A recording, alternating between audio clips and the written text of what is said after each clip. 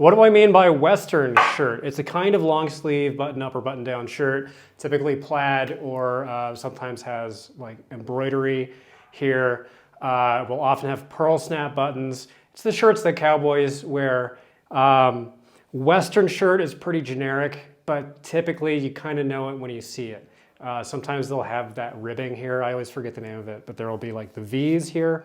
I went into the eBay sold listings and I sorted, I didn't sort, I went through each brand in the brand category and I picked out the ones that had sold over 100 items in the past 90 days, and I figured out which of those are potentially worth selling. So these are those. This is like a broad outline of the Western shirt market and what's worth picking up. First brand is American Eagle, stalwart mall brand, fast fashion brand. The sell-through is low, but the quantity is relatively high. And in circumstances like this, that can actually be an important piece of information. Like if you found an American Eagle Western shirt for free and you were able to flip it for 10 bucks and have it be worth your time, if you can price it that low, that might be a high sell-through item, because if you're pricing it that low, clearly there is demand for it. There's not enough demand to support healthy average sales prices and good sales velocity, but in certain circumstances, sheer volume of an item can make it worth it. I would say American Eagle Western shirts are one such example. Average sales price is roughly 12 bucks. Ariat is the second brand. Ariat's an awesome brand. I used to find their Western shirts a lot, actually. The sell-through, I think, is slightly lower because Western shirts are one of the more common items that they do make. In comparison to the rest of the brand, the sell-through is only like medium high. It's good, but it's not amazing in the way that certain like Ariat jeans have, I think, never been under 100% sell-through any time that I've checked for the Menswear Manifesto, which is pay what you want product. Link is in the description. It's 401 men's clothing bolo brands broken down category by category, give you all the sales metrics and notes about what to buy and not buy. Please give me something for it. I worked really hard on it. It'll pay for itself. Link is in the description. Average sales price for Ariat is 20 bucks. These are kind of a no-brainer, even though the sell-through isn't crazy high. I would pick it up if I find it, if you found it. Next is Brooks and Dunn. Most of these are gonna be vintage shirts. The sell-through is okay. It's like medium, maybe around 50% sell-through, but the average sales price is a little higher at roughly 26 bucks. If you find Brooks and Dunn Western shirts with really bright patterns, Southwestern prints, those are worth picking up. That's typically true of most Western shirts. The louder, the tackier, the weirder, the better. The more neon the colors are. Or if they have big graphics, big roses or cow skulls, anything that's novel or eye-catching, probably worth grabbing. Also, if you find 100% wool, or if you find really heavy knit flannels and twills, stuff that's made with natural mother of pearl buttons, actual pearl snap buttons, or stuff that is really vintage, all of this kind of trumps brand, and you'll develop an eye for it after enough practice. Buckle/Buckle Black is kind of a mall brand. It can be good. It has been good. Sometimes it's not so good. For Western shirts, it's medium low, and the average sales price is 14 bucks. It's worth noting here that Western shirt covers item specifics as well as in the title. So a lot of these results, people just tagged Western under the specific, what was it? Like theme for the piece. So some of these may not be true Western shirts. And as with always, these numbers have to be taken with a little bit of a grain of salt. 14 bucks, medium low sell through for Buckle. It's okay. Carhartt, decent bread and butter, medium sell through, 21 bucks. It's pretty tough to go wrong with Carhartt. Just don't overpay for it. Cinch is a great brand, really one of the more common like rodeo or Western wear brands. The sell-through overall tends to be pretty good for Western shirts. Again, like Ariat, I think they're pretty common, so the sell-through isn't crazy. It's like medium sell-through and $17 average sales price. Still good, still solid bread and butter piece. Cumberland Outfitters is a vintage brand. Not super common, but healthy. The sell-through is high, so the demand is really strong, and average sales price is 19 bucks. So this, I would err on the side of picking up if you find Cumberland Outfitters. As with most of these vintage Western shirt brands, oftentimes these will have the bright, gaudy designs and colors. Go figure, Ralph Lauren. This is going alphabetically, but this got shunted up because of Denim and Supply. Ralph Lauren. I just searched Ralph Lauren generically, vanilla Ralph Lauren, which covers a lot. Sell-through is medium. Average sales price is $42, which is at the very high end of all of the brands on this list. I don't think it's the highest, but it's way up there. I would still run comps before you source these. If it's contemporary, if it's made with flimsy 100% cotton fabric, if it doesn't have pearl snaps, you're not going to get 42 bucks for it, but I think that there's a lot of meat on this bone, and you may be able to find some really unique pieces. And Ralph Lauren has made so much clothing that you're likely to run into something unique and bizarre or made with an unlikely fabric. Eli Cattleman is a pretty common brand. There's also Eli Plains. I can never remember if those are the same brand or not. Eli Plains is not doing so great. Eli Cattleman is okay. It's medium low sell-through, 15 bucks average sales price, but I do remember this is another high volume brand because it is pretty common. So if you find it at the bins, if you find it for like less than $1, then maybe grab it, especially if it's vintage and especially if it has those bright, weird colors.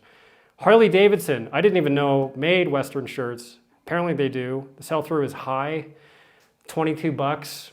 Harley typically is very good bread and butter. The t-shirts are mostly what you find. In my experience, you had to be kind of careful with them because there's so many of them. Yeah, Harley, if you find Western shirts, probably grab them. Hbarc is a brand that I sold a number of times, was always very kind to me. It's a vintage Western wear brand. The sell-through is medium, but the average sales price is 36 bucks. And these stand out because they're made typically with really heavy fabric and they have big buttons, and they're kind of hard to miss. Most of them are kind of loud in that way that I'm describing. Very good brand. I would pick it up if you find it.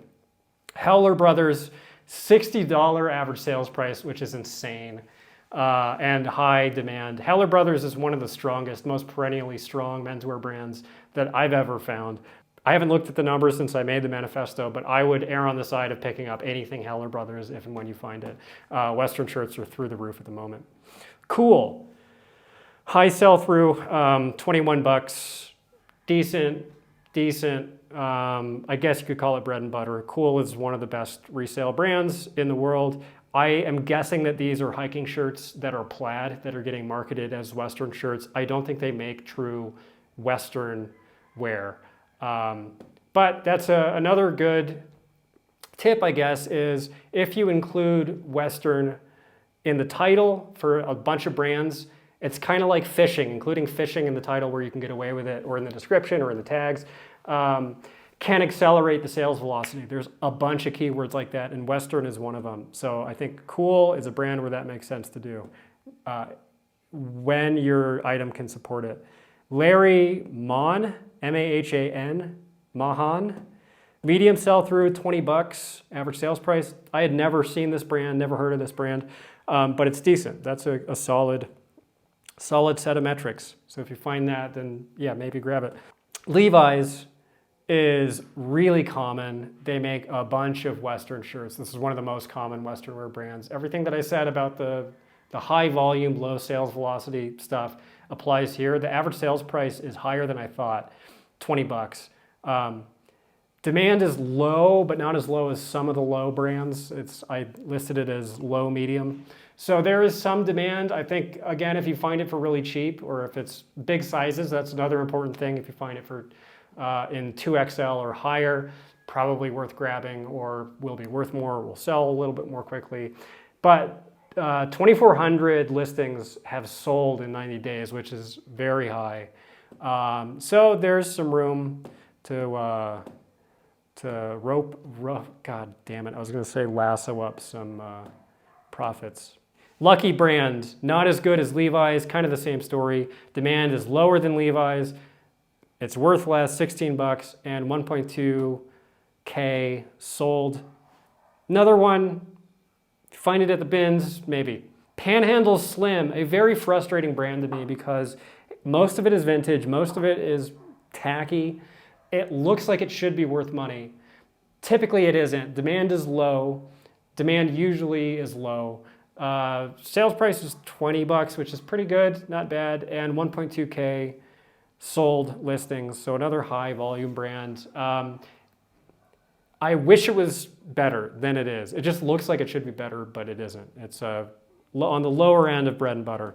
Patagonia, medium sell-through, just like cool. I think this is a lot of Patagonia shirts that are being mischaracterized as Western shirts because I don't think they make a whole lot of them. $26, decent. If you find a Patagonia shirt for a good price, probably grab it. You don't need me to tell you that. Pendleton, medium low sell-through and $31. Pendleton contemporary stuff, typically you should be a little cautious with. It's the vintage Pendleton that you really want, especially the wool. And that's probably what's being reflected in that high average sales price. The wool flannels, 100% wool vintage flannels, even if they have little holes in them, tend to be worth some good money. And those have been one of the most resilient resale items in menswear the whole time I've been paying attention to reselling. Roar is decent. Roar has always been decent. Sometimes it's great. Big sizes in Roar tend to do really well. Western shirts, medium sell-through, $21. Another okay, decent bread and butter. Rock mounts. I found it twice, I think. One time for sure. I think it's Rock Mount Ranchwear is the full name. I could be wrong there. Awesome brand. The demand is high. And $38 average sales price. This is one of the better brands. Roper, another generic brand, Western brand. Low sell-through, $19, but 1.2K sold listings. You know the drill. Ryan Michael, one of the most popular Western shirt brands. It's the only of these brands that was over 200% sell-through. The prices are healthy. It is $36 average sales price. They only make Western shirts. So simple, green light, total no-brainer. If you find Ryan Michael, pick it up. Salt Valley has been safe money for like 4 years straight running. It's never been bad. They mostly make Western shirts. I'm not sure they make anything else actually. It's usually Salt Valley Western. Usually pearl snaps, usually plaid. Not always. I would just pick it up if you find it. High demand, $21. Salt Valley is very safe.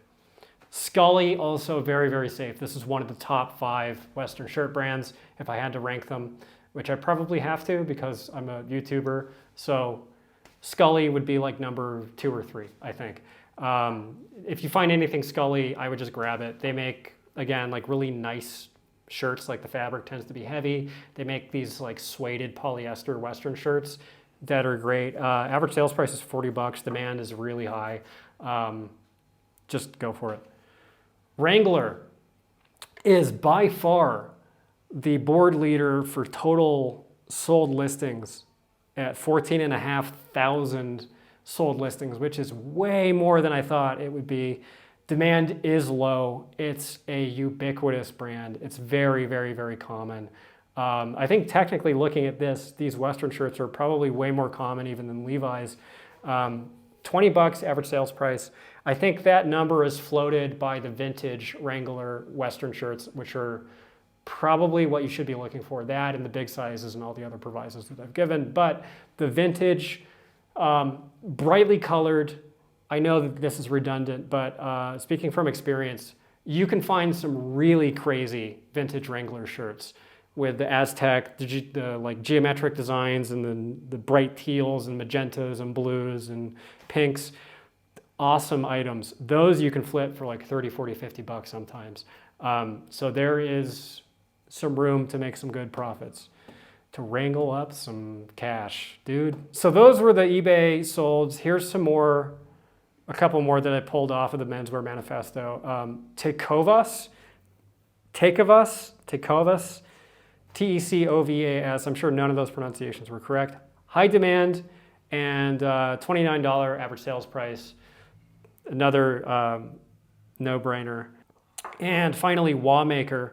They do like period reenactment clothing that docents wear, or like, I don't know, people playing cowboy.